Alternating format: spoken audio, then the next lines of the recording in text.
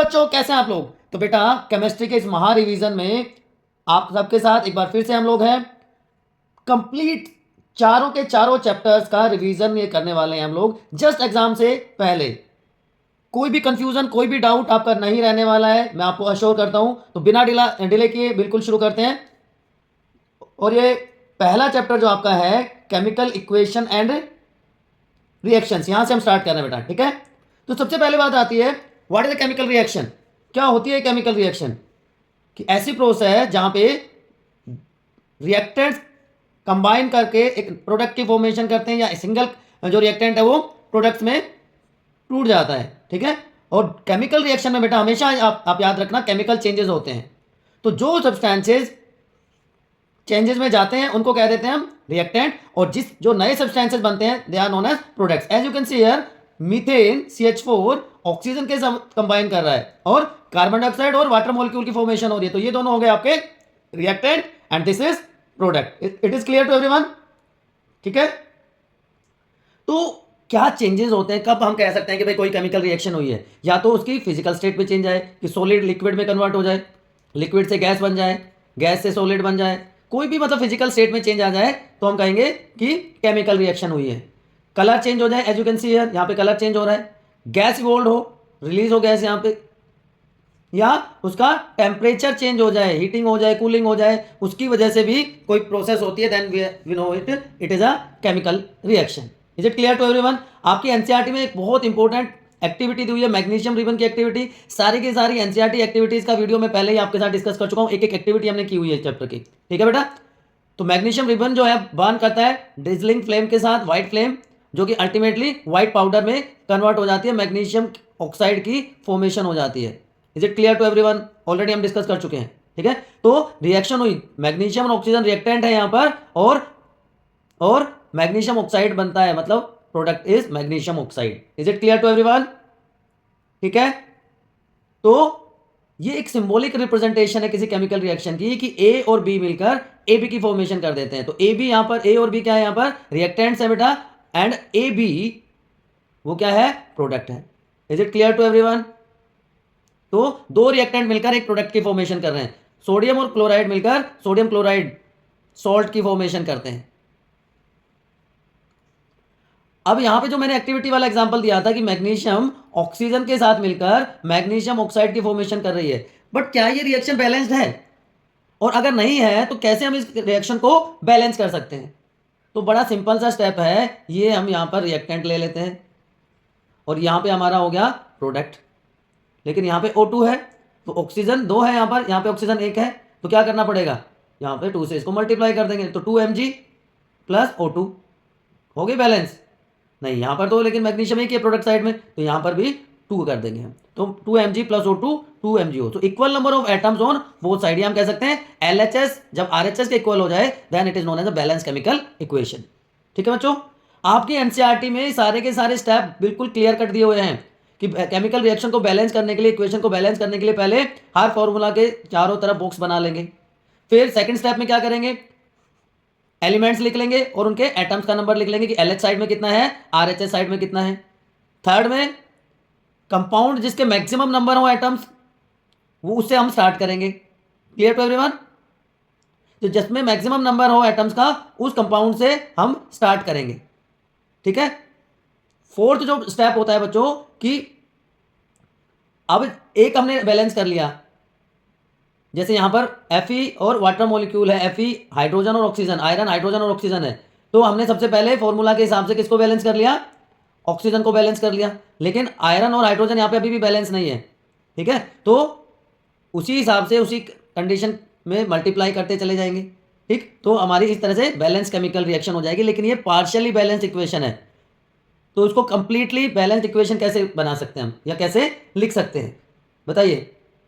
इसके लिए हमें क्या करना पड़ेगा कि जो थर्ड एलिमेंट था हमारा आयन, यहां पर वो बैलेंस नहीं हुआ है, तो उसको भी हमने बैलेंस कर लिया। Now this is a balance chemical equation. तो लेफ्ट हैंड साइड और राइट हैंड साइड में जब हम कंपेयर करेंगे तो ये बैलेंस केमिकल इक्वेशन हो जाएगी। Number of atoms on both sides, left hand side and right hand side दोनों इक्वल होंगे, ठीक है। इसके अलावा बहुत सारे और पैरामीटर्स होते हैं कि स्टेट्स ऑफ मैटर हम लिखते हैं, इसमें मेंशन की जाती हैं। इसके अलावा इवोल्यूशन ऑफ गैस को अपवर्ड एरो से शो करते हैं। प्रेसिपिटेट फॉर्मेशन होगा तो पीपीटी लिख दिया जाएगा, ठीक है।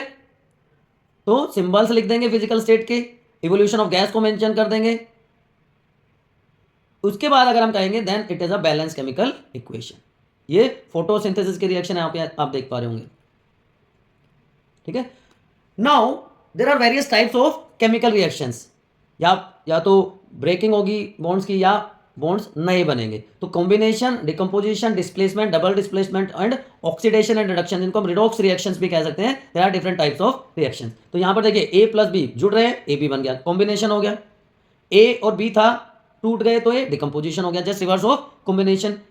डिस्प्लेसमेंट की ए बी साथ थे और सी अलग से था, तो जो मोर रिएक्टिव एलिमेंट होता है वो लेस रिएक्टिव एलिमेंट को अपनी उसकी जगह से भगा देता है। तो जो ए था वो सी के साथ कंबाइन हो गया और बी हो गया डिस्प्लेस, मतलब C is more reactive than B. और डबल डिस्प्लेसमेंट कि दोनों के दोनों अपनी पोजीशन चेंज कर लें, ठीक है। तो एक एक करके हम डिस्कस करते हैं सारी रिएक्शंस। कॉम्बिनेशन, टू और more substances combine to form a single substance under suitable condition, कि कार्बन और ऑक्सीजन मिलकर कार्बन डाइऑक्साइड की फॉर्मेशन कर देते हैं। यहाँ पे हीट इवोल्व होती है, तो ऐसी रिएक्शंस जहाँ पे हीट एनर्जी इवोल्व हो, रिलीज हो, they are known as exothermic reactions, ठीक है बेटा। सेकेंड वाला डिकम्पोजिशन रिएक्शन, कि ब्रेक डाउन रिएक्शंस भी हम इनको कह सकते हैं, कि रिएक्टेंट जो है, एक रिएक्टेंट टूटकर एक से ज्यादा प्रोडक्ट की फॉर्मेशन कर देता है, ठीक है ना। सिंगल रिएक्टेंट फॉर्म टू और मोर प्रोडक्ट्स, ये अलग अलग टाइप के हो सकते हैं। थर्मल, जहां पर हीट एनर्जी इन्वॉल्व हो। इलेक्ट्रोलाइसिस, जहां पे ब्रेक डाउन हो, आयनिक फॉर्म में हो। फोटोलाइटिक, लाइट की हेल्प से डिकम्पोजिशन हो।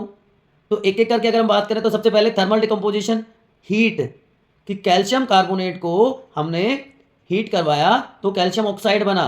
कैल्शियम ऑक्साइड का दूसरा नाम क्या होता है, बताइए फटाफट कमेंट सेक्शन में। And CO2 gas is release. तो एक रिएक्टेंट से दो प्रोडक्ट बने तो डिकम्पोजिशन, और हीट दिया गया तो थर्मल डिकम्पोजिशन हो गया बच्चों, ठीक है। उसके बाद सेकंड आता है इलेक्ट्रोलाइटिक डिकम्पोजिशन, इलेक्ट्रिसिटी पास कर देंगे, आयनिक फॉर्म में उसका ब्रेक डाउन कर देंगे। वाटर मॉलिक्यूल था, इलेक्ट्रोलाइसिस हुआ, हाइड्रोजन और ऑक्सीजन प्रोड्यूस हुई। अब यहाँ पे एक इंपॉर्टेंट ऑब्जर्वेशन क्या होती है कि एक इलेक्ट्रोड पे जो अमाउंट होता है वो डबल होता है दूसरे से। क्यों आप बताइए, मैं ऑलरेडी प्रीवियस वीडियोस में आपको डिटेल में बता चुका हूं। तो इलेक्ट्रिसिटी पास करने से इलेक्ट्रोलाइटिक डिकम्पोजिशन हो गया। एंड फोटोलाइटिक मतलब लाइट एनर्जी के हेल्प से जब ब्रेक डाउन हो तो उसको हम कह देते हैं फोटोलाइटिक डिकम्पोजिशन। अगर सिल्वर क्लोराइड या सिल्वर ब्रोमाइड को सनलाइट में एक्सपोज कर दिया जाएगा तो कुछ टाइम के बाद सिल्वर बच जाएगा, वहां पे क्लोरीन गैस बाहर निकल जाएगी। ब्रोमाइड लेंगे तो ब्रोमाइड रह जाएगा यहां पर। तो these are 3 types of decomposition reactions. Double displacement, sorry पहले डिस्प्लेसमेंट रिएक्शन, कि जो मोर रिएक्टिव है वो लेस रिएक्टिव एलिमेंट को उसकी जगह से भगा देगा। हम साथ साथ थे, ए बी साथ साथ थे, लेकिन तीसरा आ गया, थर्ड पर्सन, तो इसकी तरफ अट्रैक्शन ज़्यादा हो गया और इसको छोड़ दिया, या इन दोनों का अट्रैक्शन ज़्यादा हो गया क्योंकि ये ज़्यादा रिएक्टिव था, तो ये बेचारा रह गया अकेला, BC एक साथ चले गए। ये क्या है, फिर से एक्टिविटी है आपके NCERT बुक की। यहाँ पे सिंगल डिस्प्लेसमेंट या डिस्प्लेसमेंट रिएक्शन आप कह सकते हैं। जिंक और कॉपर सल्फेट की रिएक्शन, तो जिंक ज़्यादा रिएक्टिव है कॉपर से तो जिंक सल्फेट बन जाता है और कॉपर बेचारा बाहर रह गया अकेला। इस तरह लेड और कॉपर क्लोराइड का, तो लेड क्लोराइड बन गया और कॉपर फिर से बाहर, क्योंकि जिंक और लेड दोनों के दोनों ज़्यादा रिएक्टिव हैं एज कम्पेयर टू कॉपर, तो कॉपर को इसके कंपाउंड से डिस्प्लेस कर देते हैं। लेकिन सिर्फ एक एलिमेंट डिस्प्लेस हुआ है। अगर दो एलिमेंट का डिस्प्लेसमेंट हो then it is known as double displacement reaction, कि जहां पे दो कंपाउंड जो रिएक्ट करते हैं और उनका डिस्प्लेसमेंट हो जाए then it is known as double displacement reaction. याद रहेगा बच्चों, डबल डिस्प्लेसमेंट, ठीक है। तो डबल डिस्प्लेसमेंट रिएक्शन में यहां पर आप देख सकते हो सोडियम सल्फेट और बेरियम क्लोराइड। तो जो सोडियम है ज्यादा रिएक्टिव है तो उसने अपना कॉम्बिनेशन किसके साथ कर लिया, मैं दोबारा से लिखता हूं रिएक्शन। तो सोडियम का कॉम्बिनेशन हो गया क्लोरीन के साथ, तो बन गया NaCl, और अब ये बाकी बच गए दोनों कौन, BaSO4, बेरियम सल्फेट बन गया। क्लियर टू एवरीवन, याद रहेगा। तो दोनों के दोनों डिस्प्लेस हो गए, सोडियम ने डिस्प्लेस कर दिया किसको, बेरियम को, और सल्फर ने डिस्प्लेस कर दिया ऑक्सीजन को, तो ये हो गया double displacement reaction. Oxidation and reduction, जिनको हम रिडॉक्स रिएक्शंस भी कहते हैं, ऑक्सीजन अगर ऐड होती है तो ऑक्सीडेशन, रिमूवल ऑफ हाइड्रोजन या addition of oxygen is known as oxidation reaction. Copper के साथ ऑक्सीजन मिल गया, कॉपर ऑक्साइड की फॉर्मेशन हो गई, हाइड्रोजन सल्फाइड में ऑक्सीजन ऐड किया तो वाटर मॉलिक्यूल बन गया। तो ऑक्सीजन यहां पर दोनों केस में ऐड हुई है, देखिए यहां पर ऑक्सीजन ऐड हुई है, हाइड्रोजन का रिमूवल हो या एडिशन ऑक्सीजन का, दैट इज ऑक्सीडेशन रिएक्शन, और उसको अपोजिट कर देंगे तो क्या हो जाएगा, reduction. Removal of oxygen, removal of oxygen is known as reduction reaction. ठीक, उसके अलावा एक और टाइप होता है रिएक्शन का, exothermic and endothermic reactions. Exothermic का मतलब heat is evolve, heat release होती है, एंडो का मतलब हीट इज स्टोर्ड। ठीक है, तो ये जो हमारी फोटोसिंथेसिस का अपोजिट हो गया, जिसको हम क्या कहते हैं, रेस्पिरेशन। रेस्पिरेशन प्रोसेस में ग्लूकोज का ब्रेकडाउन होता है और 38 ATP molecules are produce, aerobic respiration है क्योंकि ऑक्सीजन की प्रेजेंस में हो रहा है। लेकिन अगर CO2 प्लस H2O करते हैं हम और उससे C6H12 और 6 की फॉर्मेशन होती है और ऑक्सीजन गैस प्रोड्यूस होती है, तो यहाँ पे एनर्जी स्टोर होती है, स्टार्च की फॉर्म में वो स्टोर हो जाता है, तो ये एंडोथर्मिक हो गया। ठीक है, और यहाँ पे हीट एनर्जी रिलीज हो रही है, 38 एटीपी मॉलिक्यूल्स प्रोड्यूस हो रहे हैं, तो वो exothermic reaction. So these are different types of reactions, exothermic, endothermic and so on. चलिए, तो ये तो आपके हो गया पहले चैप्टर की बात। अब चलते हैं सेकंड चैप्टर की तरफ बेटा। सेकंड चैप्टर में क्या क्या आ जाता है आपके, सेकंड चैप्टर कौन सा है आपका, एसिड, बेसिस एंड सोल्ट। तो यहाँ पे स्टडी नोट्स भी है और रिवीजन नोट्स भी आप कह सकते हो। बड़ा इंटरेस्टिंग वे में हमने इसको डिस्कस किया है। देखिए, हमने तीनों चीजें ले ली, एसिड ले लिया, बेस ले लिया और सोल्ट ले लिया। तो एसिड की अगर कैरेक्टरिस्टिक्स की बात करें तो sour in taste and corrosive in nature, जबकि जो बेस होता है बिटर टेस्ट में होता है, और जो स्ट्रॉन्ग बेस होते हैं वो स्लीपरी होंगे, सोपी होंगे टच में। एसिड लिटमस सॉल्यूशन को रेड कर देता है और ब्लू लिटमस पेपर को रेड में कन्वर्ट कर देगा, जबकि बेस रेड लिटमस को ब्लू कर देता है। पीएच लेस देन 7, जितनी ज्यादा लोअर पीएच उतना ज्यादा स्ट्रॉन्ग एसिड। स्ट्रॉन्ग एसिड का एग्जांपल हाइड्रोक्लोरिक एसिड, जबकि पीएच 7 से ज्यादा, जितनी लोअर पीएच उतना वीक बेस। तो 14 वाला स्ट्रॉन्गेस्ट होगा 7.1 वाले से। एसिड वाटर में डिसोल्व होकर हाइड्रोजन आयन प्रोड्यूस करते हैं, ठीक है, लेकिन ये क्या करेंगे, हाइड्रोक्साइड आयंस प्रोड्यूस करेंगे। ठीक है, सोल्ट आयोनिक कंपाउंड्स, ऐसे आयोनिक कंपाउंड जहां पे positively charge cations and negatively charge anions दोनों के दोनों प्रेजेंट होंगे न्यूट्रल कंडीशन में, तो नेट चार्ज हो जाएगा 0। ठीक है ना। सोल्ट सॉल्यूशन वाटर में क्या कहलाएगा, इलेक्ट्रोलाइट्स। तो salt with OH negative ions या हाइड्रोक्साइड आयंस तो बेसिक सोल्ट हो जाएंगे, और जिसमें हाइड्रोजन आयंस होंगे वो एसिडिक सोल्ट्स हो जाएंगे। ठीक है बच्चों, याद रहेगा आपको। तो एसिडिक एंड बेसिक सोल्ट्स। लेकिन जो सोल्ट्स का जो टेस्ट है वो डिफर करेगा सोल्ट टू सोल्ट। चाहे वो NaCl की बात करें तो सोल्टी होगा, लेड डाइएसिटेट होगा वो टॉक्सिक होता है, टेस्ट मत करना, स्वीट होता है। पोटेशियम बाइटार्ट्रेट सोर होता है और मैग्नीशियम सल्फेट बीटर होता है। तो अलग अलग सोल्ट का टेस्ट अलग अलग देखने को मिलेगा। तो ये बेसिक कैरेक्टरिस्टिक्स हो गई एसिड, बेसिस और सोल्ट्स की। अब ये अलग अलग कॉन्सेप्ट दिए अलग अलग साइंटिस्ट ने अलग अलग टाइम पे कि आरएनएस कॉन्सेप्ट के हिसाब से एसिड क्या होता है, जो हाइड्रोजन आयन प्रोड्यूस करे जब वाटर में डिसोल्व हो, और base OH negative ion produce करेगा when dissolve in water. Bronsted Lowry concept क्या कहता है कि एनी हाइड्रोजन कंटेनिंग सब्सटेंस जो प्रोटोन डोनेट कर दे किसी दूसरे सब्सटेंस को, वो हो गया एसिड। लेकिन ऐसा सब्सटेंस जो प्रोटॉन्स को एक्सेप्ट करे दूसरे सब्सटेंस से, वो होता है बेस। तो आरएनएस कंसेप्ट के हिसाब से ये एसिड्स हैं और KOH है बेस। ठीक, और बाउंसफोर्ड लोवरी के हिसाब से ये दोनों एग्जांपल्स हैं। चलिए अब बाकी चीज़ों की बात कर लेते हैं कि एसिड के जो ऑक्साइड्स हैं वो वाटर में डिसोल्व होकर एसिड बनाते हैं। तो एसिड प्रोटॉन डोनर होता है, मैंने अभी देखा है ना। अब केमिकली एसिड क्या है, जो नॉर्मली हाइड्रोजन से स्टार्ट होता है, नॉर्मली उसको हम एसिड कह देते हैं। ठीक है, बेस या बेसिक ऑक्साइड जो होते हैं उनका नेचर। अच्छा, एक और चीज मैं बता देता हूं आपको, ऐसे बेसिस जो वाटर में सोल्यूबल होते हैं, water soluble bases are known as alkali.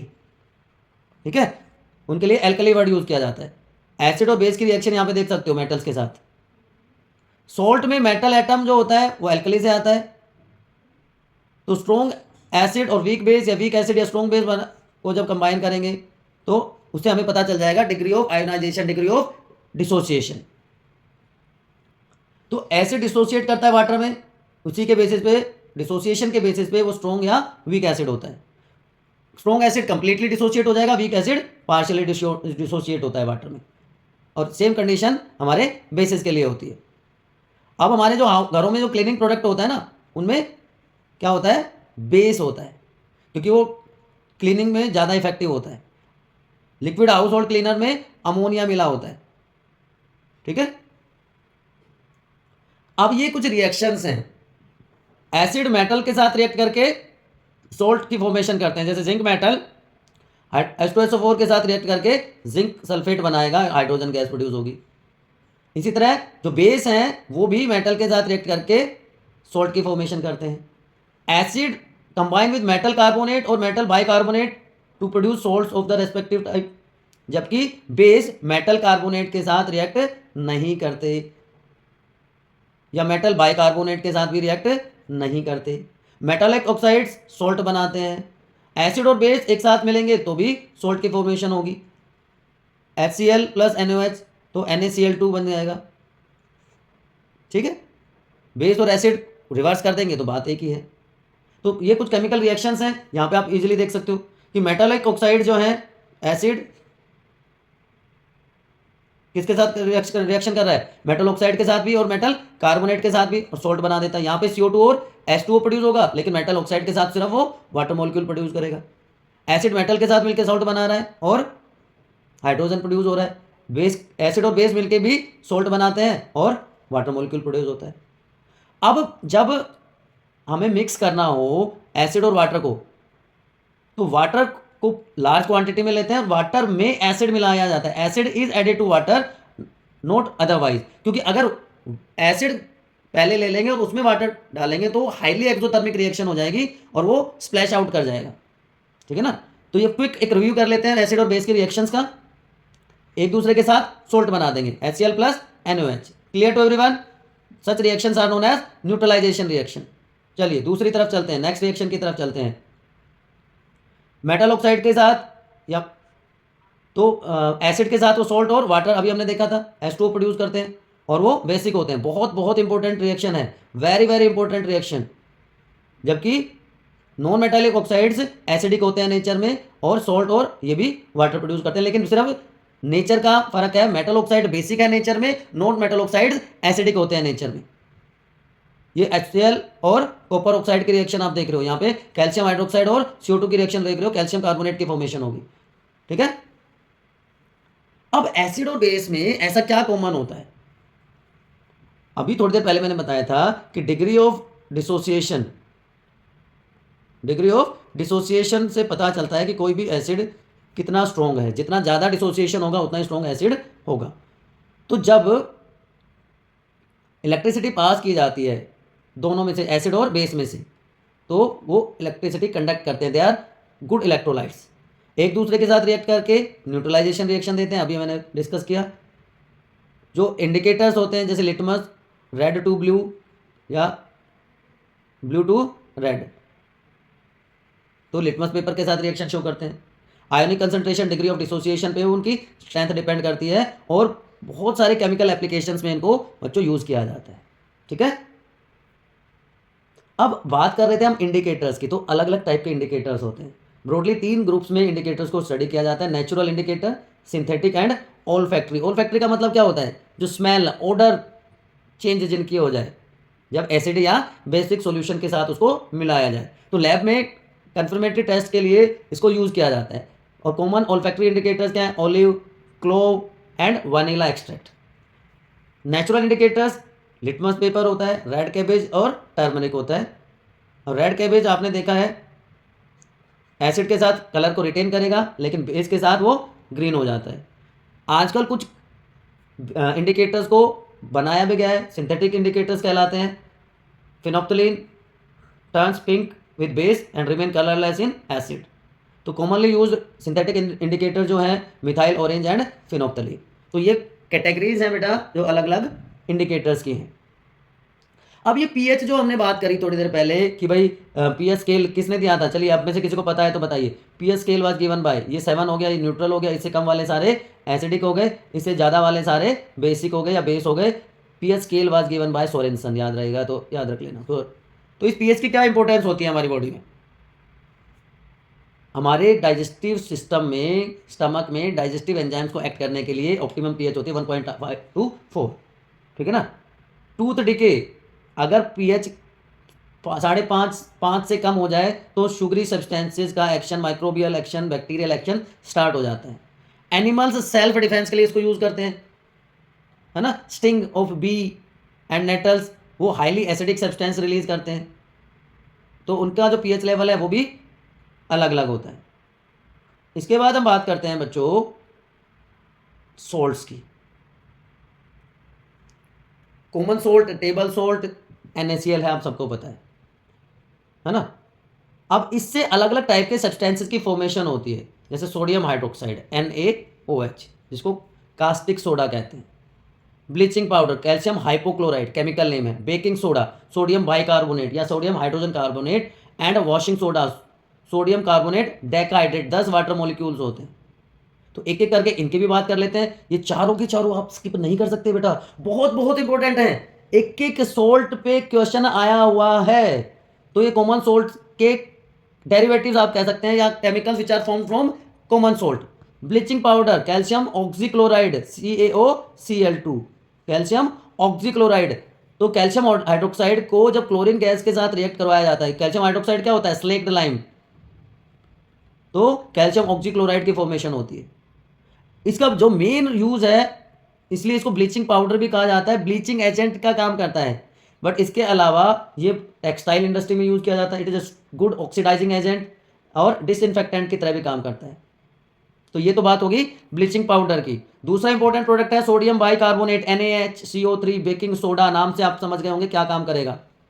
Sodium hydrogen carbonate, sodium bicarbonate, इसका थर्मल डिकम्पोजिशन हो जाता है, जब इसको हीट किया जाता है तो सोडियम कार्बोनेट बना देता है, CO2 और H2O प्रोड्यूस होता है, ठीक है ना। तो सोडियम और कार्बोनेट से मिलके बनता है, बाइकार्बोनेट से मिलके बनता है, एक फाइन सा पाउडर होता है। इसको यूज किया जाता है एज अ न्यूट्रलाइजर।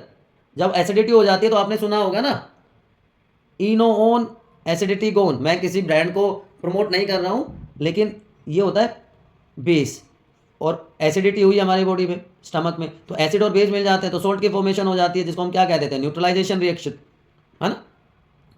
तो न्यूट्रलाइजेशन रिएक्शन होगी। तो इस तरह जब ये न्यूट्रलाइजर का काम करता है, उस केस में इसको कहते हैं एंटासिड, ठीक है। वाटर सॉफ्टनर का काम करता है वॉशिंग प्रोसेस में, उसमें थोड़ा सा मिक्स कर देंगे, ऐड कर देंगे तो वो वाटर को सॉफ्ट कर देता है, ठीक है।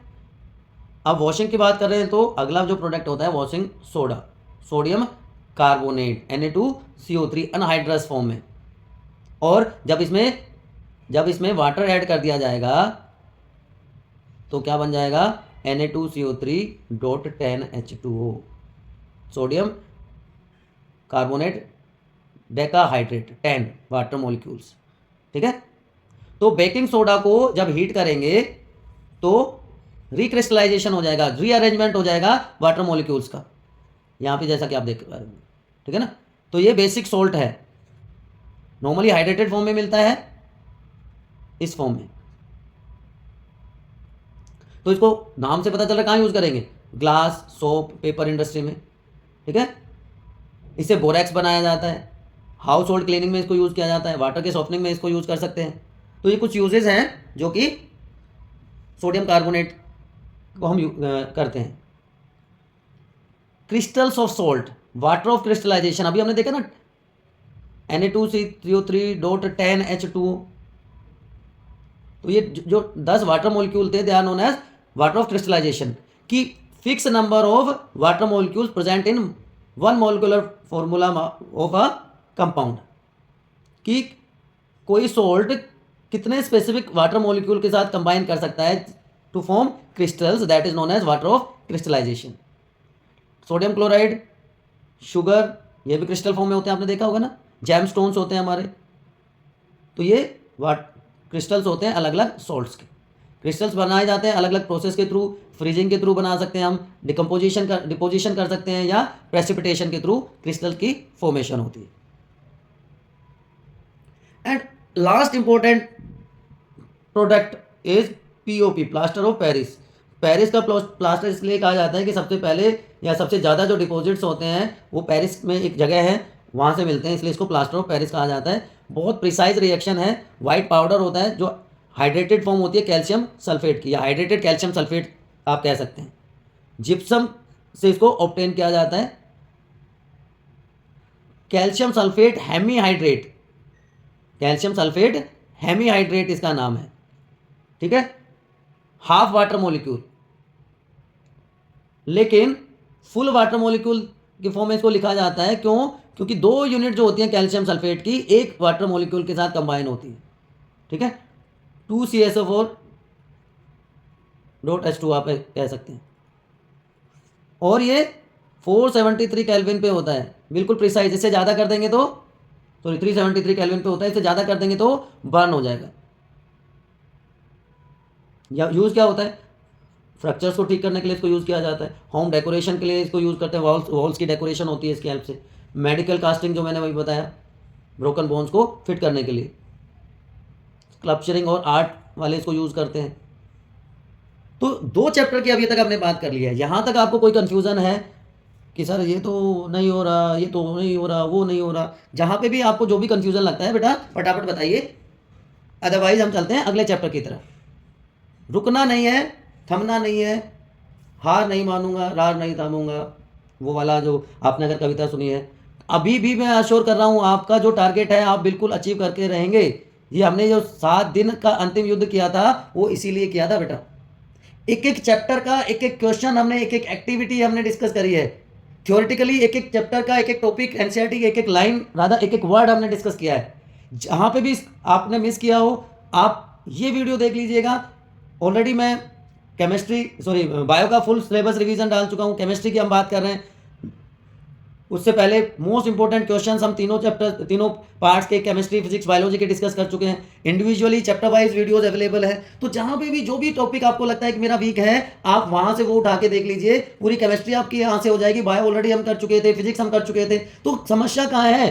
सिर्फ समस्या ये है आपको एक बार गो थ्रू लेना है चीज़ों के, फिर आपको कोई समस्या नहीं आएगी। तो चलिए अगला चैप्टर शुरू करते हैं, that is metal and non metal. तो शुरुआत करते हैं characteristic of metal and non metal से, कि मेटल्स सॉलिड स्टेट में एग्जिस्ट करते हैं, लेकिन exception, science is a name of exception.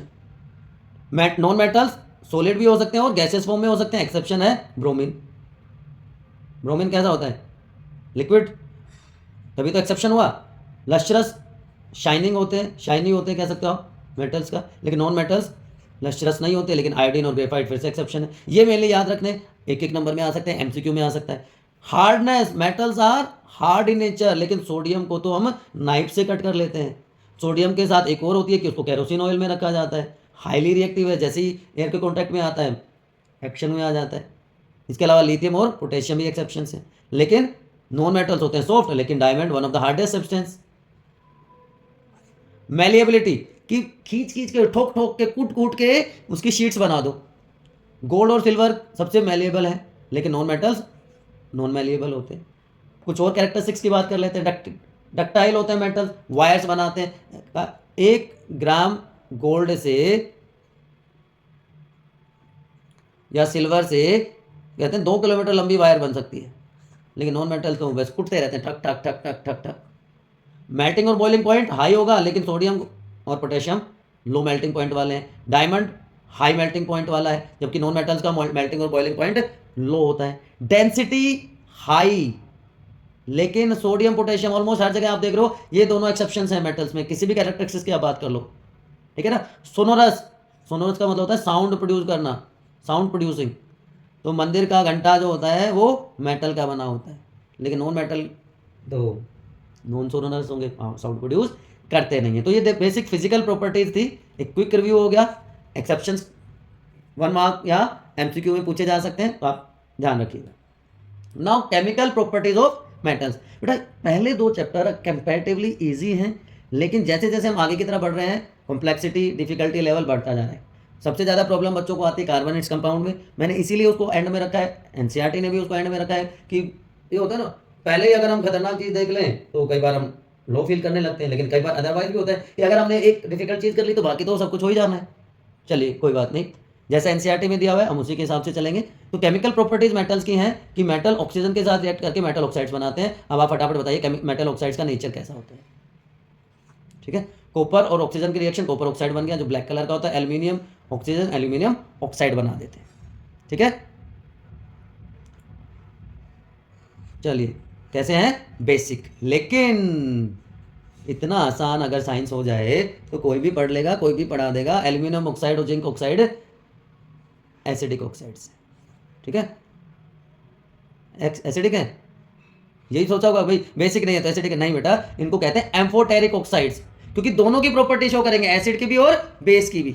तो Al2CO3 और 6HCl AlCl3 बन गया। Al2O3 सोडियम हाइड्रोक्साइड के साथ भी रिएक्ट करके सोडियम एल्यूमिनियम ऑक्साइड बना देगा। तो ये क्या होते हैं, एम्फोटेरिक होते हैं कि एसिडिक बिहेवियर भी शो करेंगे और बेसिक बिहेवियर भी शो करेंगे। एम्फोटेरिक ऑक्साइड्स इनको कहते हैं।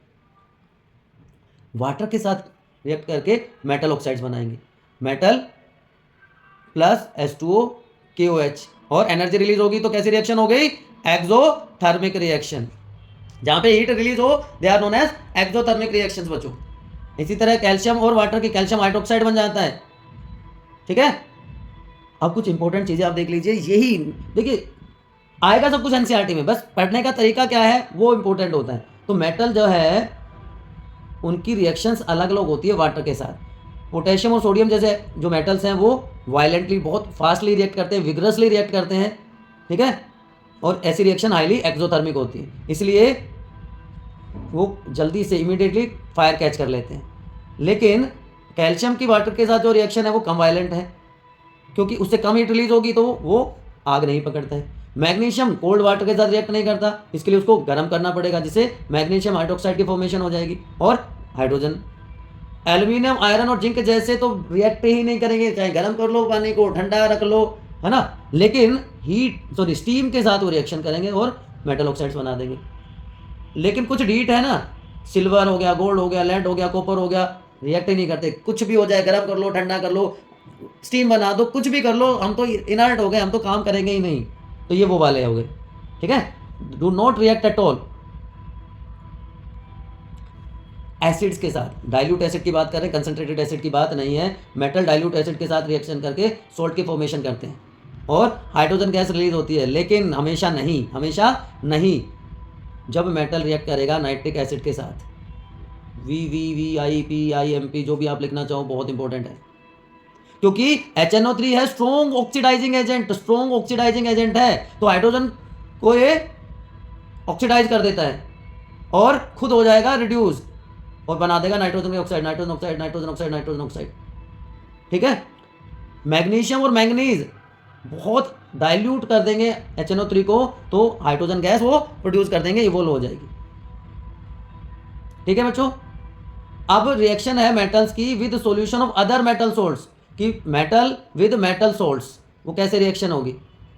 तो मेटल ए ले लिया और सोल्ट सॉल्यूशन ले लिया मेटल बी का। तो सोल्ट सॉल्यूशन हमारा था कॉपर सल्फेट का और मेटल था हमारा आयन, तो आयन सल्फेट बन गया और कॉपर रह गया अकेला।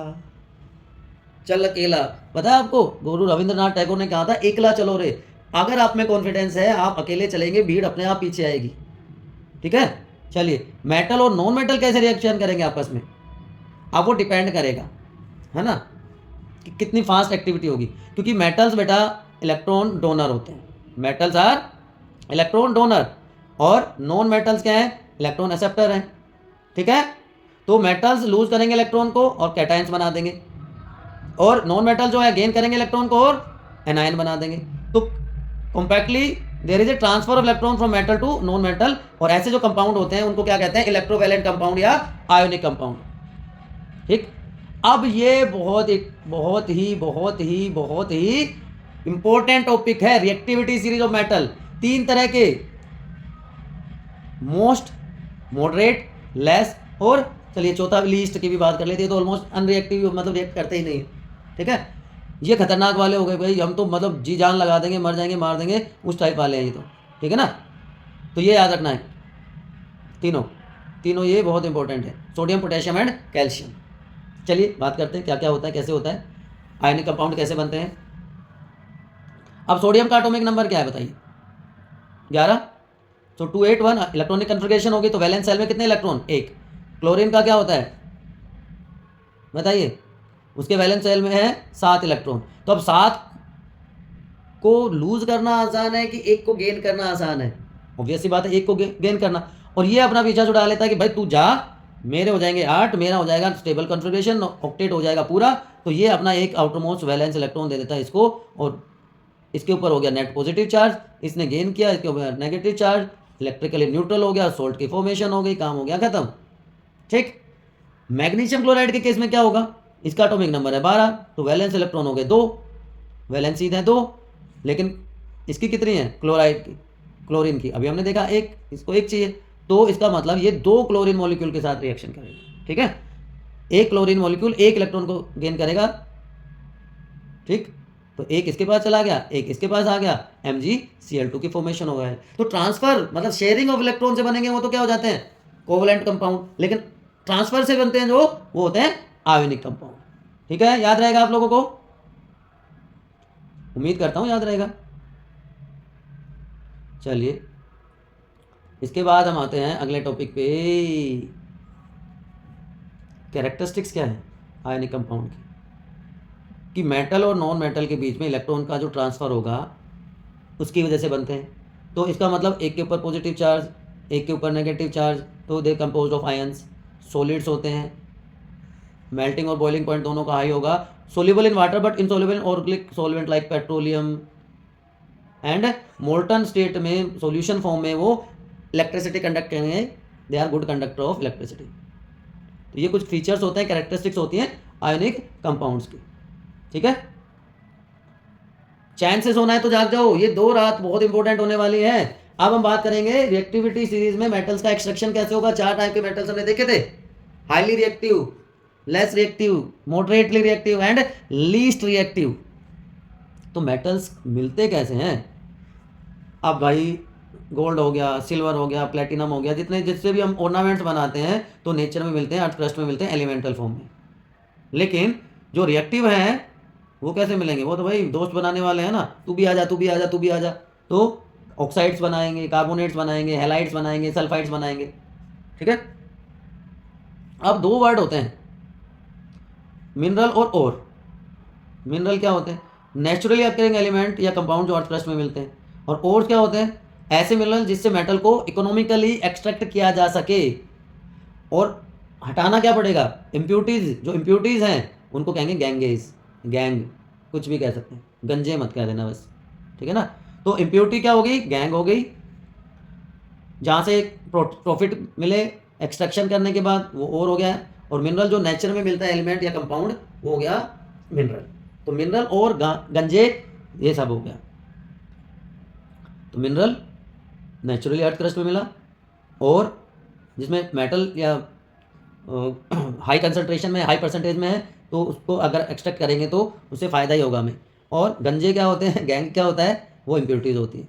ठीक है, ये है आपकी reactivity series series series series. तो रिएक्टिविटी सीरीज में क्या क्या है आप देखो, ये क्या है? ऊपर टॉप पे कौन होगा? कौन होगा? Highly reactive. तीनों आगे दिख रहे हैं आपको, सोडियम, पोटेशियम एंड कैल्शियम। ठीक है, ये तीनों, ये क्या हो गए? इनको तो आयनिक फॉर्म में ही आपने देखा है ना, KCl, NaCl, MgCl2, ये थोड़े से कम मॉडरेट हो गए। फिर ये लेस रिएक्टिव, तो इनका रिडक्शन कर देंगे कार्बन के हेल्प से, अभी आगे डिस्कस करेंगे। और ये तो भैया हमें कोई मतलब नहीं है दुनियादारी से, हमारी तो मार्केट वैल्यू ज़्यादा है, हम तो अपने आप अकेले रहेंगे, सिल्वर और गोल्ड, है ना, सिल्वर और गोल्ड। तो gold, silver, platinum, copper, PT यहाँ पे नहीं है, ये तो एलिमेंटल फॉर्म में मिलते हैं, फ्री स्टेट में मिलते हैं। कॉपर और सिल्वर कंबाइंड स्टेट में मिल जाते हैं।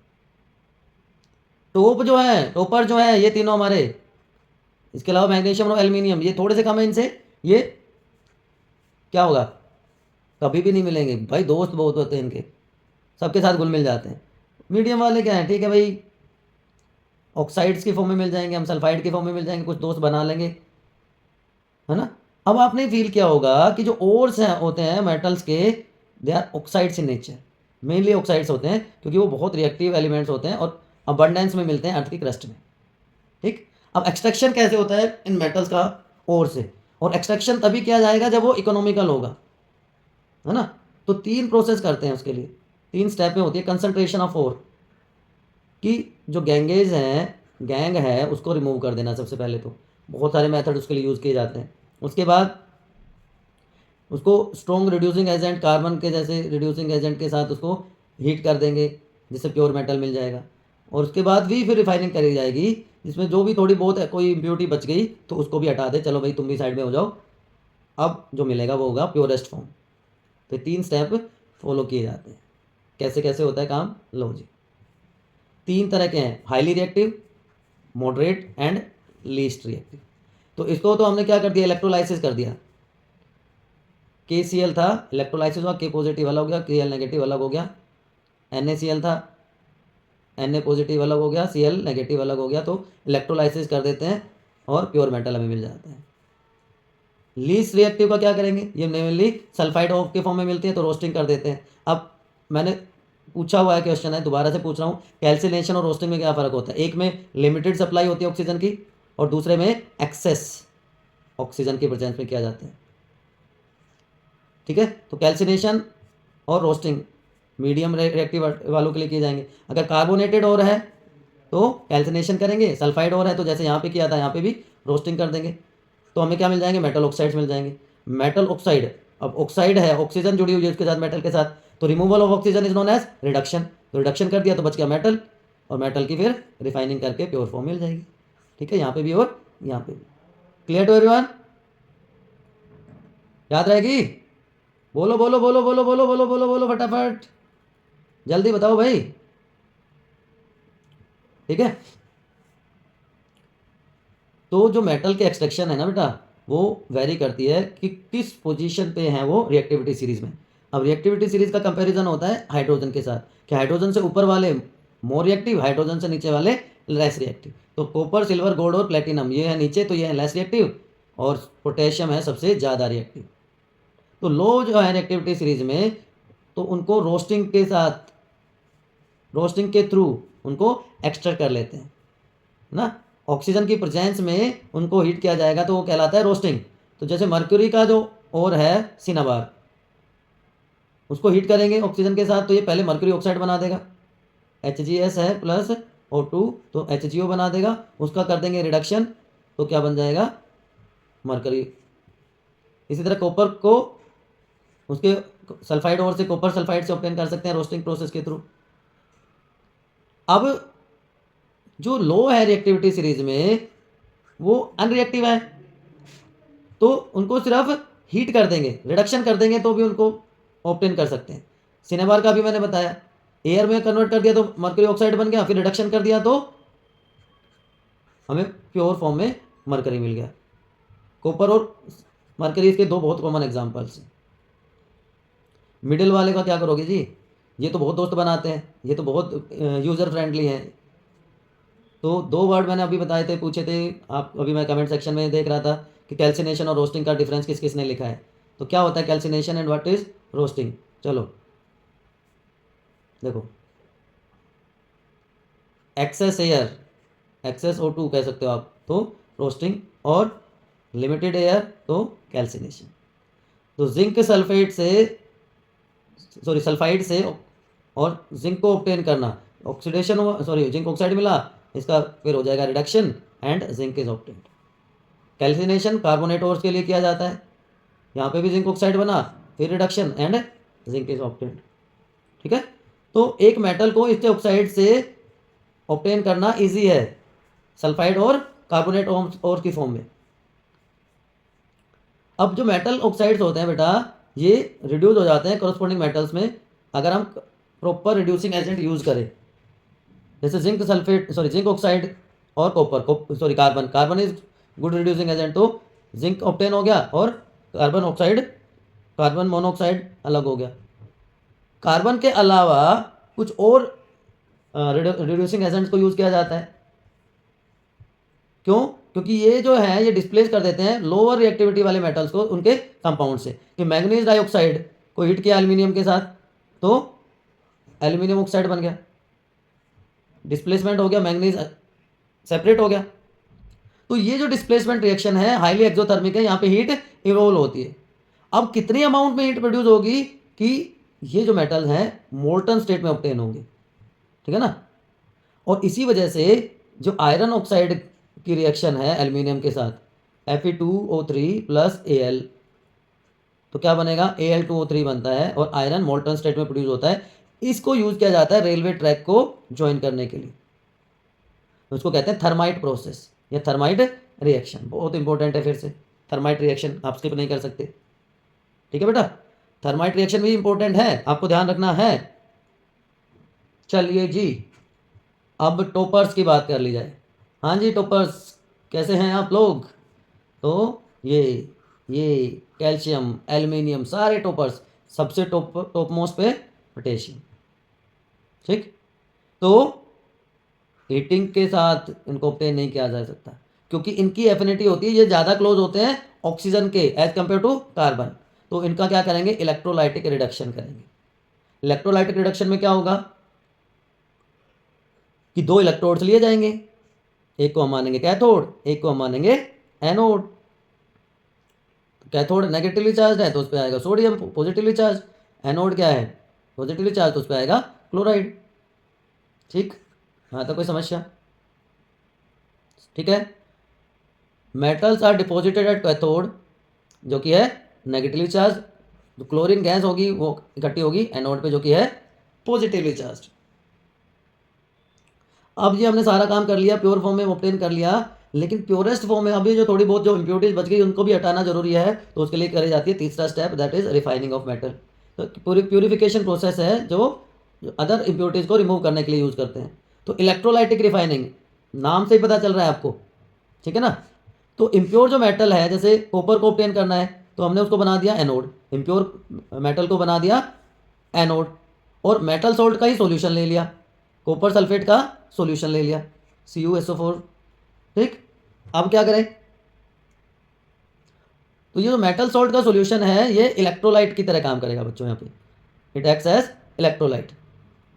तो डिसोसिएशन होगा, है ना। जैसे इसमें से करंट पास करेंगे तो जो प्योर फॉर्म होगा, प्योर मेटल जो होगा वो तो कैथोड पे डिपॉजिट हो जाएगा, यहाँ पे आ गया फॉर एग्जांपल कॉपर, और जो इम्प्योरिटीज होंगी वो नीचे इकट्ठी हो जाती हैं जिनको एनोड मड कहा जाता है। एनोड मड की फॉर्म में जो इम्प्योरिटीज हैं वो नीचे सेटल डाउन हो जाएंगी, ठीक। लाइकवाइज दूसरे मेटल्स के लिए इसको यूज किया जा सकता है। एक कॉमन प्रॉब्लम, एक कॉमन टॉपिक, कोरोजन। अब आप सोच रहे हो कि सर ने फर्स्ट चैप्टर में रेंसिडिटी के बारे में नहीं बताया। मैंने इसीलिए नहीं बताया था क्योंकि कोरोजन हमें वहाँ भी पढ़ना था, कोरोजन हमें यहाँ भी पढ़ना है, तो यहाँ पे रेंसिडिटी भी बता देते हैं आपको कि ऑक्सीडेशन की वजह से जो हमारे सब्सटेंसेस हैं उनका टेस्ट या स्मेल चेंज हो जाती है लॉन्ग टाइम अगर एयर का उस पर एक्सपोजर हो तो। इसलिए आप जो चिप्स के पैकेट वाले को गालियाँ देते हैं वो इसीलिए देते हैं कि भाई इतने बड़े पैकेट में हवाई भरी हुई थी, हवा नहीं होती बेटा, उसमें नाइट्रोजन गैस फिल की जाती है रेंसिडिटी को प्रिवेंट करने के लिए।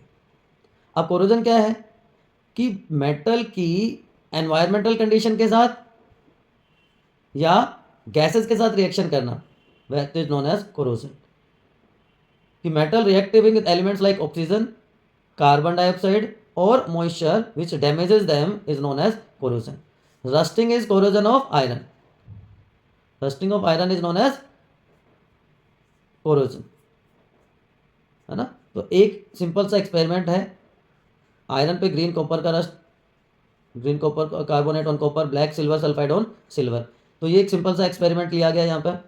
तीनों टेस्ट ट्यूब में आयरन की नेल्स डाली गई हैं, आप देख सकते हैं यहाँ पर। एक में सिर्फ पहली जो है इसमें अनहाइड्रस कैल्शियम क्लोराइड डाला गया, कैल्शियम क्लोराइड डाला गया तो कोई रस्ट नहीं, ये वाला है कैल्शियम क्लोराइड, तो first one, so no rust formation. दूसरे केस में बॉइल्ड डिस्टिल वाटर डाला और साथ में ऑयल ऐड कर दिया, तो ऑयल की लेयर की वजह से भी ऑक्सीडेशन नहीं होगा, तो यहाँ पे भी रस्टिंग नहीं हुई। लेकिन थर्ड केस में क्या हुआ, सिर्फ पानी मिलाया गया तो रस्ट की फॉर्मेशन हो गई। ठीक है, क्योंकि यहाँ पे इजीली ऑक्सीजन का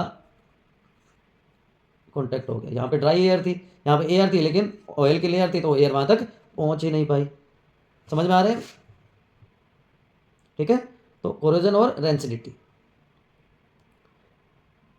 अलॉय क्या होती है बेटा, कि किसी भी मेटल का एक होमोजेनस मिक्सचर किसी दूसरे एलिमेंट के साथ, वो क्या कहलाता है, एलॉय। फिर से एमसीक्यू के लिए इंपॉर्टेंट है, एनटीएससी एसटीएससी एग्जाम से बहुत पूछा जाता है इसके ऊपर क्वेश्चन। स्टेनलेस स्टील जो सबसे ज़्यादा आजकल यूज़ होता है हमारे घरों में, उसमें क्या होता है, स्टेनलेस स्टील में होता है आयरन, कार्बन, कोबाल्ट और निकल। ब्रास, कॉपर और जिंक का कॉम्बिनेशन होता है, ब्रास के यूटेंसिल्स यूज़ किए जाते हैं। ब्रॉन्ज कॉपर और टिन से मिलके बनता है। सोल्डर जो है लेड और टिन, जो इलेक्ट्रिकल वायर में वेल्डिंग वाले यूज़ करते हैं ना। और अमलगम मरकरी और उससे रिलेटेड कंपाउंड्स का अलॉय होता है। तो स्टील और स्टेनलेस स्टील में भी फ़र्क है। आजकल जो बर्तन आते हैं वो स्टेनलेस स्टील के आते हैं। स्टील में आयरन और कार्बन होता है, लेकिन उसमें साथ में कोबाल्ट और निकल भी ऐड कर दिया जाए तो वो क्या बन जाता है बच्चों, स्टेनलेस स्टील। ठीक है, याद रहेगा। तो अब ये चैप्टर नंबर 3 भी आपका कंप्लीट हो गया। अब तो सर हमें कुछ कुछ कॉन्फिडेंस आने लगा है, अब तो हम तीरंदाजी कर देंगे, हम अपना टारगेट अचीव कर लेंगे। अच्छी बात है बेटा कॉन्फिडेंस होना, लेकिन एक बार ये 4th चैप्टर भी देख लें, कार्बन एंड इट्स कंपाउंड। ये भी थोड़ा सा परेशान करता है आप लोगों को। कार्बन वर्सेटाइल होता है बहुत, इसके ऊपर बहुत सारे क्वेश्चन बनते हैं, टेट्रावैलेंसी की वजह से बहुत सारे कंपाउंड बना रहा है। ठीक है, चलिए। कार्बन नाम तो सुना ही होगा, फैसिनेटिंग एलिमेंट है, क्योंकि बहुत सारे यूजेस हैं, बहुत सारी यूनिक प्रॉपर्टीज़ हैं, और उसमें से सबसे इंपॉर्टेंट प्रॉपर्टी क्या है, बॉन्ड फॉर्मेशन की विद अदर एलिमेंट्स। ठीक, अभी तक हमने पढ़े थे आयनिक बॉन्ड, अब क्या आ गया है, कोवेलेंट बॉन्ड।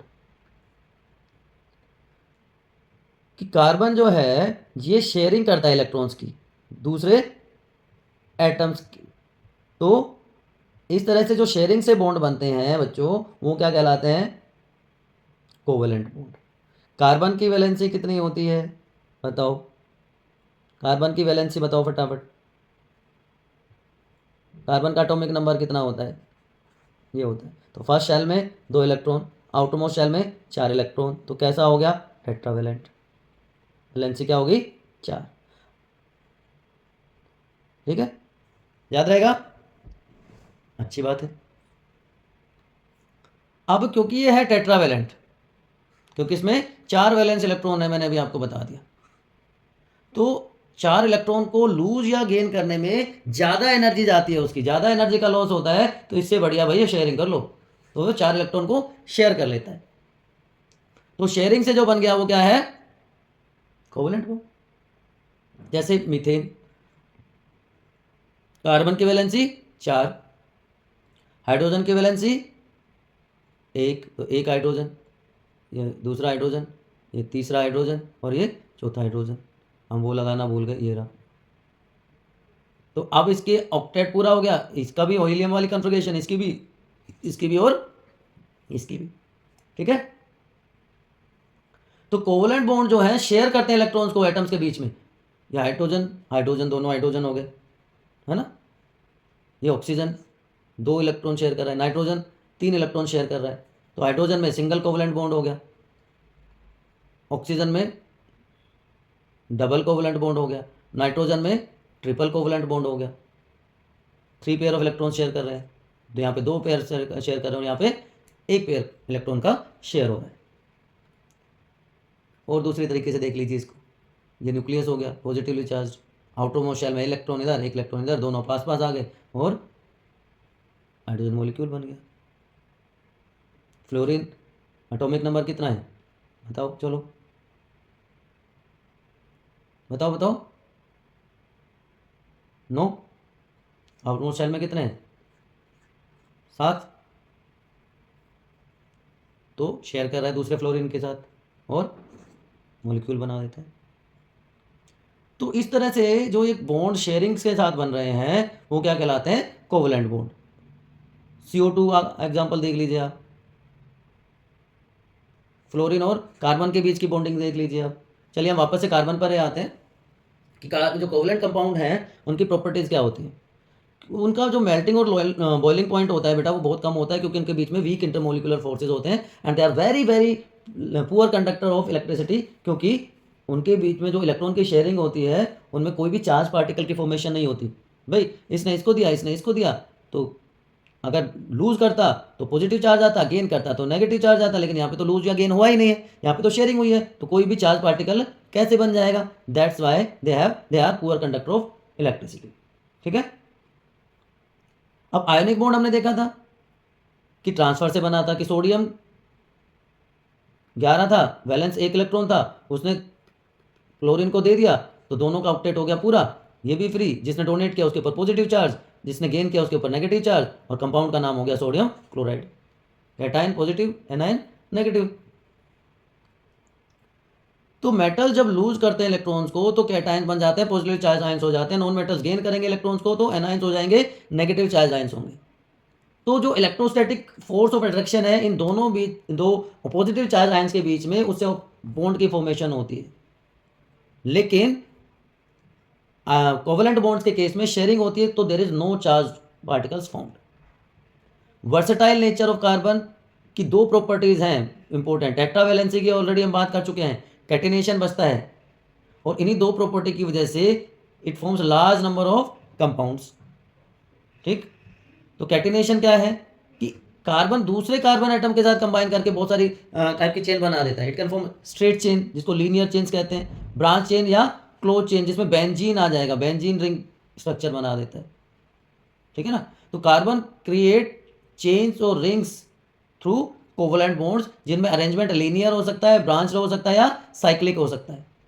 और क्योंकि इनके बीच में, किनके बीच में, कार्बन एटम्स के बीच में स्ट्रॉन्ग कोवलेंट बॉन्ड है, तो वो उनको स्टेबिलिटी भी प्रोवाइड करता है। ठीक है। यहां तो कोई समस्या है तो बताओ फटाफट, जल्दी बोलो, कमेंट सेक्शन में आ जाओ फटाफट, जल्दी जल्दी जल्दी जल्दी जल्दी जल्दी जल्दी जल्दी जल्दी जल्दी जल्दी जल्दी जल्दी जल्दी बताइए बेटा बताइए। यहां तक कोई किसी को कंफ्यूजन है तो नहीं है? चले आगे, बोलो बोलो, नहीं बोला, नहीं बताना, I am waiting for your response, जल्दी से।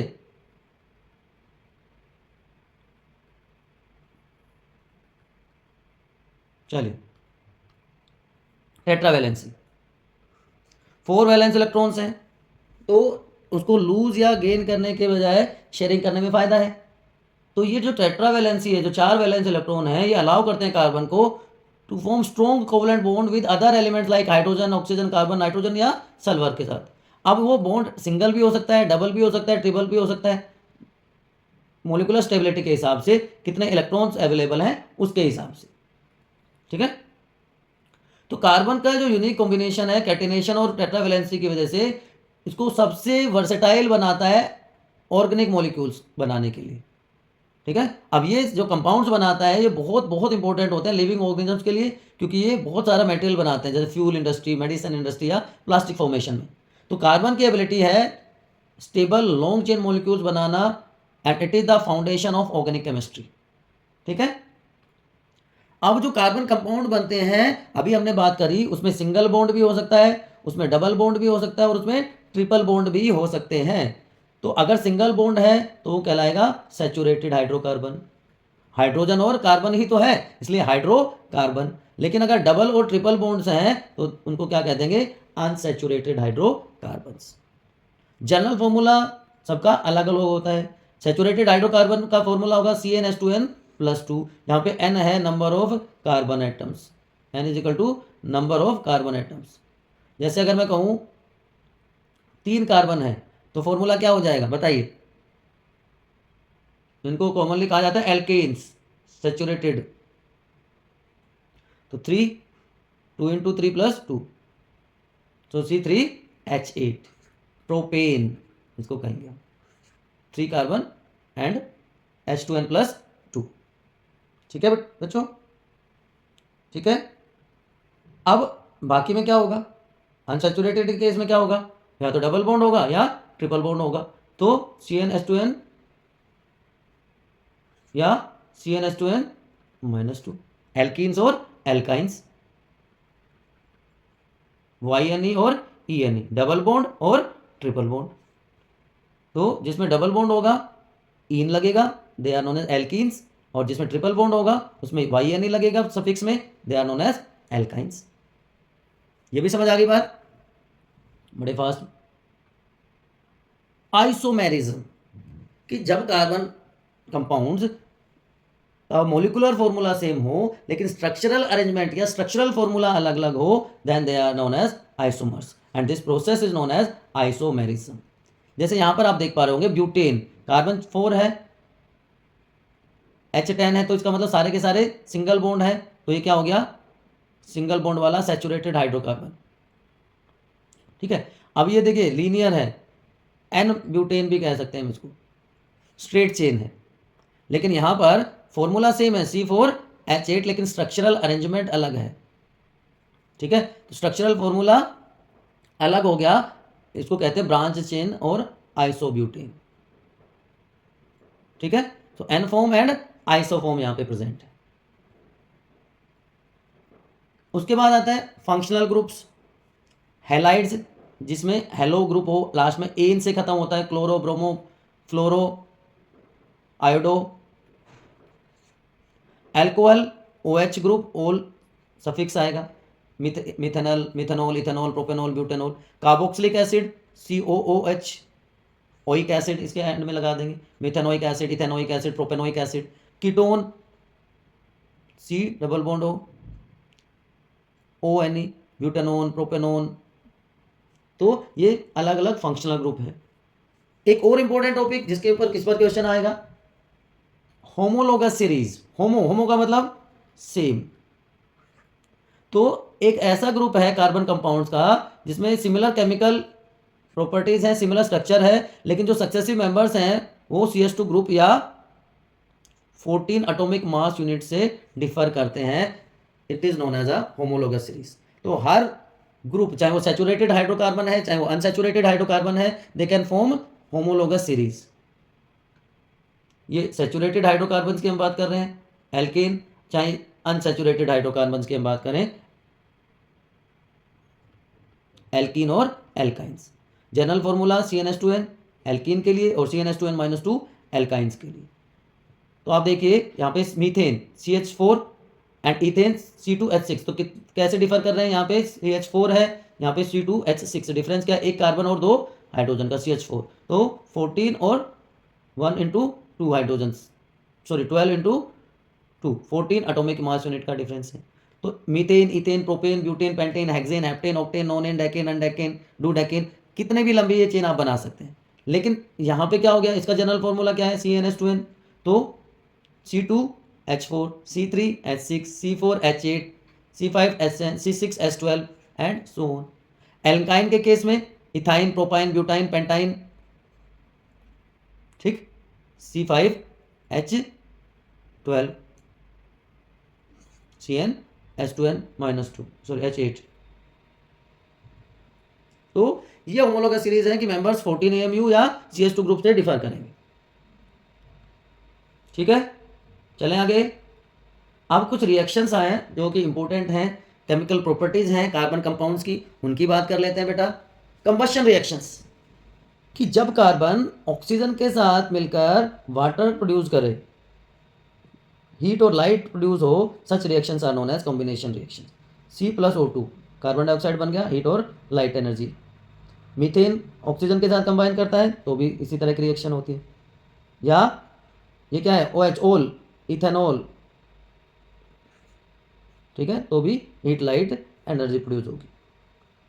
सेकेंड टाइप ऑफ रिएक्शन या प्रॉपर्टी है that is oxidation. Alcohol oxidize हो जाते हैं और क्या बना देते हैं, कार्बोक्सिलिक एसिड। जब स्ट्रॉन्ग ऑक्सीडाइजिंग एजेंट या तो अल्कलाइन KMnO4 हो या एसिडिफाइड पोटेशियम डाइक्रोमेट हो।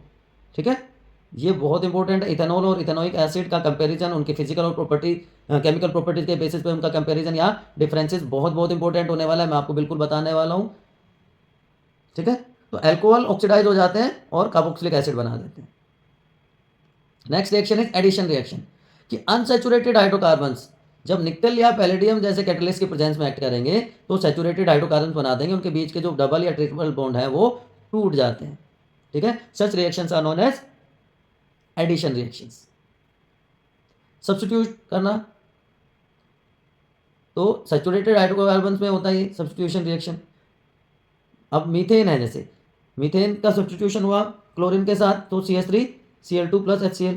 उसके बाद फर्दर अगर हम इसको कैरी करें, सनलाइट में होती है सारी reaction, CHCl3।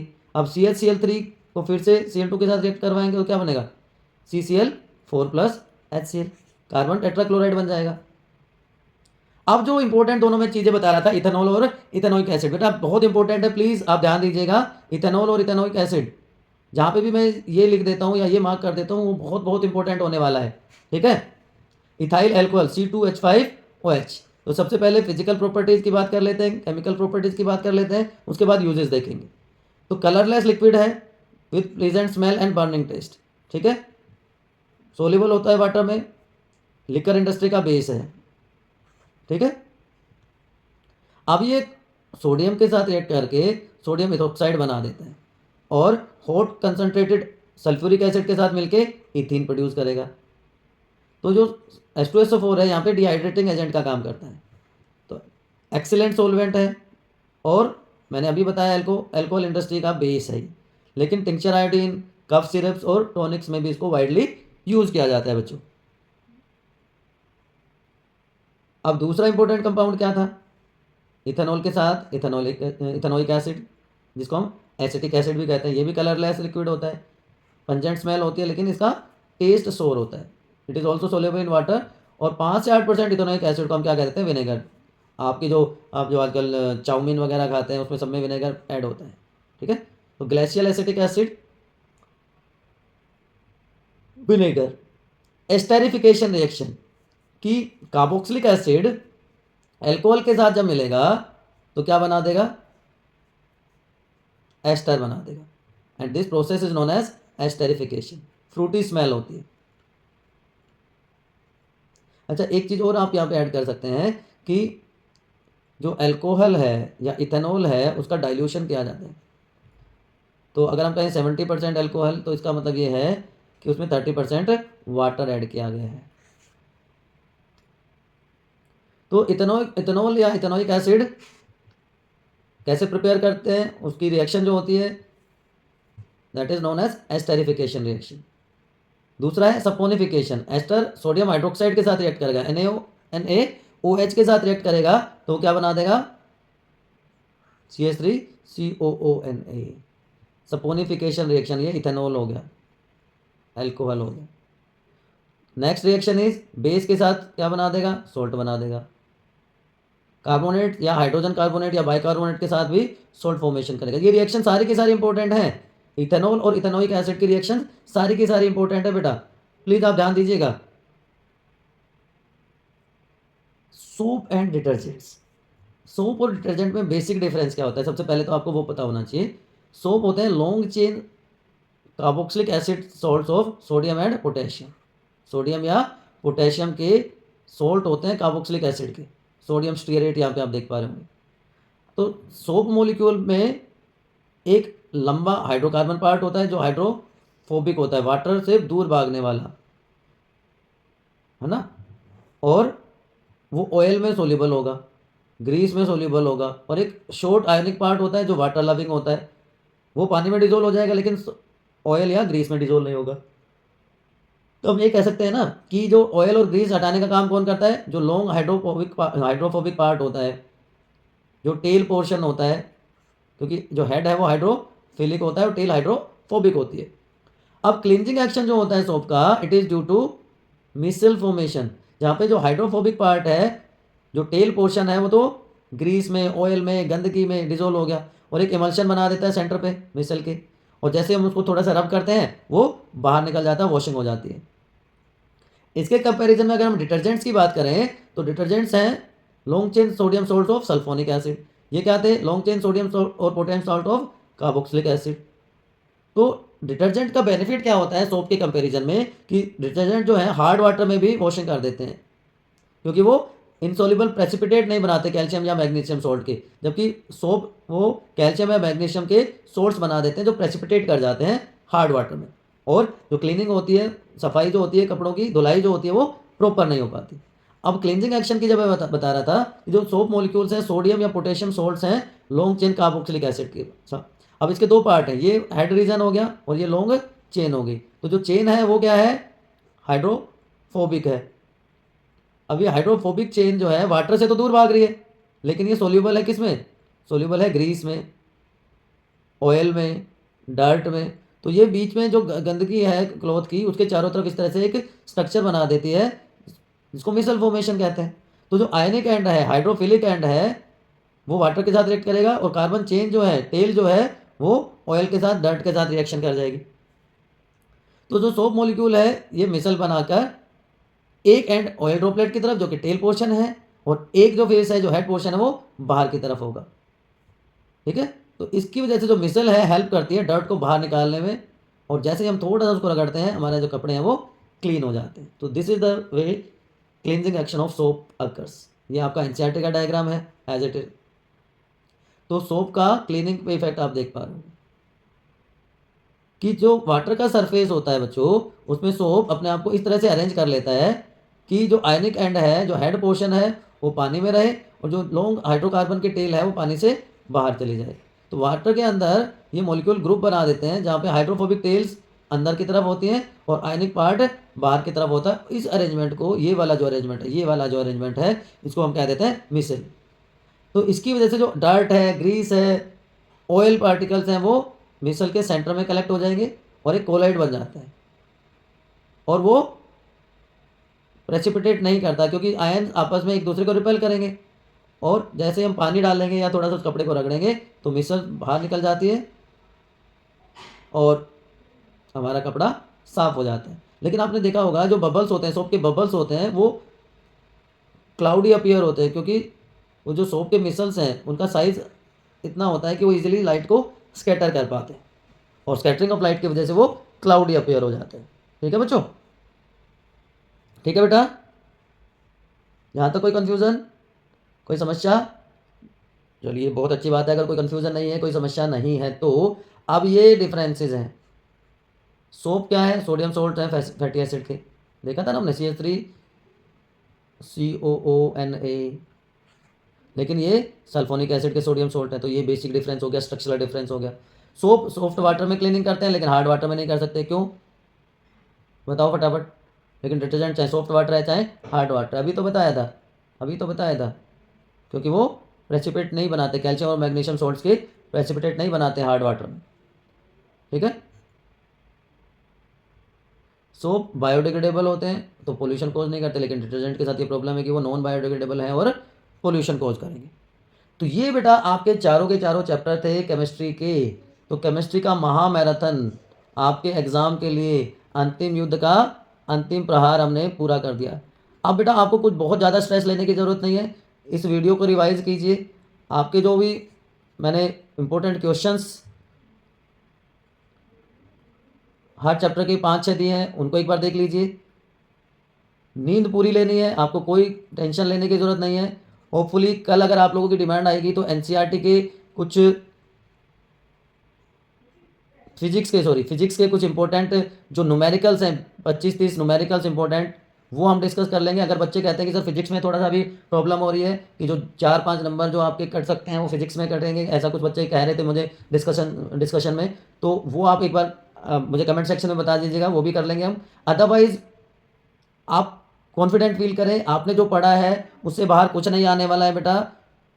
Feel free, feel good, नींद पूरी लेनी है, अपने आप को ओवरबर्डन नहीं कर देना है। लाइट फूड लीजिए, पढ़िए, लेकिन 6 से 7 घंटे की नींद, पागलपन नहीं करना है। Again and again I am requesting to you people, आप बहुत अच्छा करने वाले हैं, आई एम डैम श्योर, क्योंकि आपने बहुत मेहनत करी है। हम आपके साथ शुरू से लगे हुए हैं, हमें पता है हमारे बच्चों ने कितनी मेहनत की है। ठीक है ना, तो गुड नाइट, कीप स्टडिंग, लेकिन पूरी रात नहीं पढ़ना है। ठीक है, ऑलरेडी आप इस वीडियो को देखने के बाद आराम से सो सकते हैं। अपने डाउट्स कमेंट सेक्शन में पूछ लीजिए। अभी भी कोई आपका फ्रेंड रह गया है तो उसको बोलिए बायोनीति को सब्सक्राइब कर ले, या आप शेयर कर दीजिए उसको। कमेंट में आप वो बता सकता है कि सर आई एम न्यू, तो मैं उसको सजेस्ट कर दूंगा कहाँ से क्या चीज़ें देखनी है। Good luck.